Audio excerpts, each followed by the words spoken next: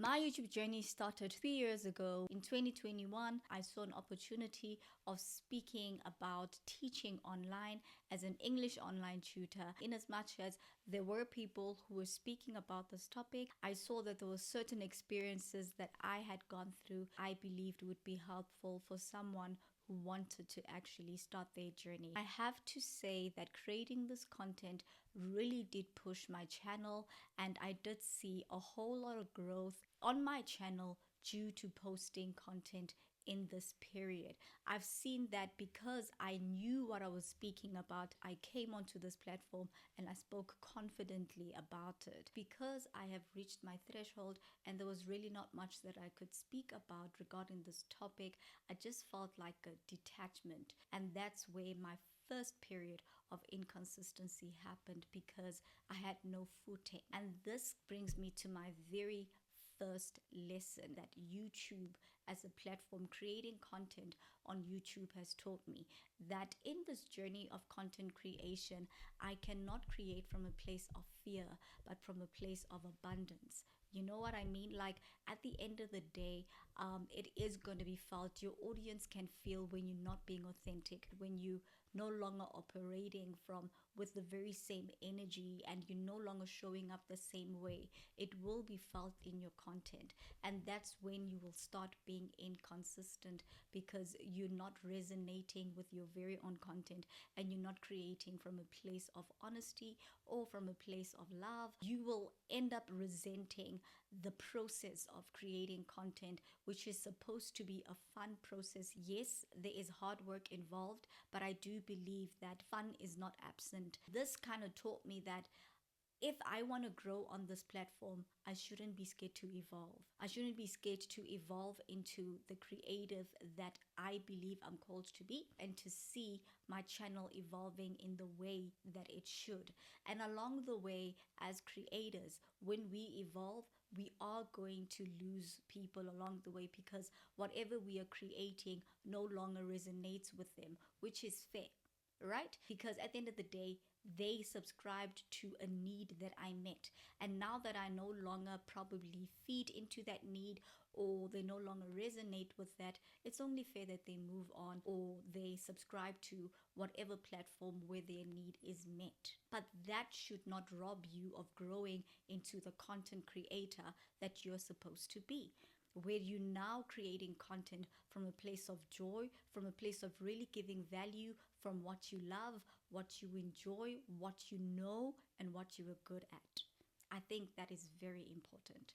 From this point onwards, that's when I started thinking and praying about what kind of direction should I take with this channel, because I do believe that this is what I am graced to do by God. He's given me the grace to really just continue on this platform. As I was praying, more than anything, God just laid in my heart the need for me to use this platform to teach and to share my gifts on this platform, but to also use this platform in sharing testimonies that I've experienced in my life, that God has really taken me through, and also to just share the goodness of God through my creativity, designs, whatever it is that He lays in my heart to do. Hence, you see the banner, faithfully exploring anything creative, because essentially this is what this channel is created for, to just take you guys on a journey with me as I explore all these different creative crafts, and we learn together at the same time. I only hope that there's like spiritual growth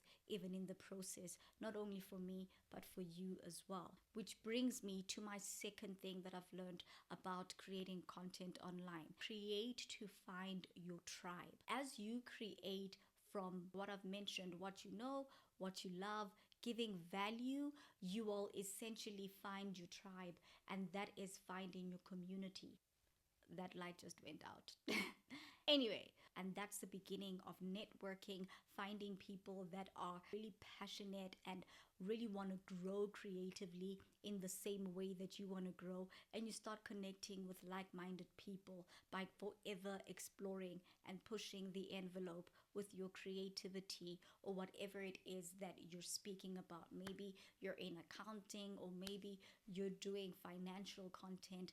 whatever it is that your channel is about, it will lead you to your network, it will lead you to your community and to your tribe. I want to let you into my thinking also, which brings me into the third point, right? Being on YouTube for me is not a short-term thing. That's why instant gratification for me is something that I had to fight against. Essentially, we are going to look at the numbers because it's there, right?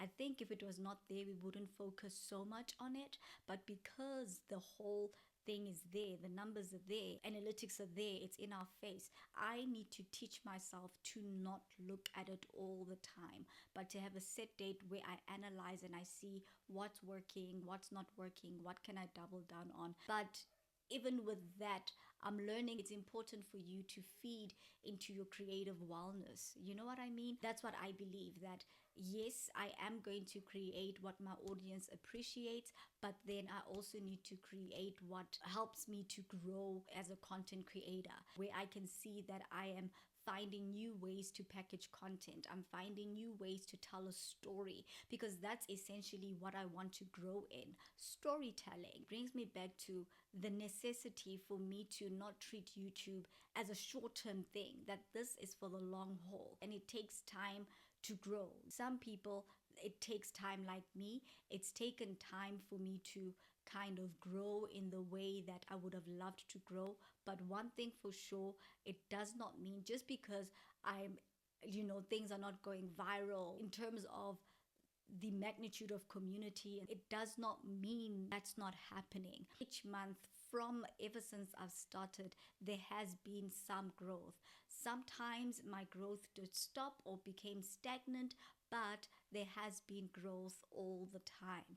Every time I go into my analytics, when I do go into my analytics, one thing that always motivates me is that my content is being pushed out to people. There is activity on my social media. There is activity on my channel, and that is encouraging. It would be very different if there was absolutely no activity at all, and that just shows that my content is being seen and I'm having the opportunity to really gradually grow, this community that I'm fostering with you guys. So that's a win. Which brings me to my next point, diversify. I think diversifying is very important. And by diversifying, I mean with the content that's already there, I can create short clips that I can then post on other social platforms that can then lead people to this platform, because this is a platform that I want to grow the most. Or I can even use those short form content to also establish community on all those other platforms as well. Not a lot of platforms, because it becomes a little bit too overwhelming to be managing different platforms at the same time. Like maybe I can do YouTube and Pinterest, or YouTube and TikTok, or YouTube and Instagram, just as an additional short form platform and as additional platform for me to establish a community there. This then brings me to my last thing, which I think I kind of touched on, which is consistency. And this is what I wanted to talk about when I spoke about being on YouTube for the long haul. I thought about what type of content do I want to see myself doing even in the next 5 years? What content do I want to grow with on this platform? That's one question that I asked myself. So maybe that's one thing you can also look at. These are just some of the ways creating content online has kind of changed my thinking around just like the journey of content creation and why we should create content. Not everything is about money, money, money. Yes, we want to grow financially, and this is another stream of income. That should not be the sole purpose of creating content here. It should be about love. It should be about really wanting to grow, about challenging yourself as a creator, growing in your skills, and also connecting with your community and finding your tribe. This is just my journey on YouTube, my growth, and how YouTube has impacted my life as a content creator. Other than that, I'll see you guys in the next video, which is day 7.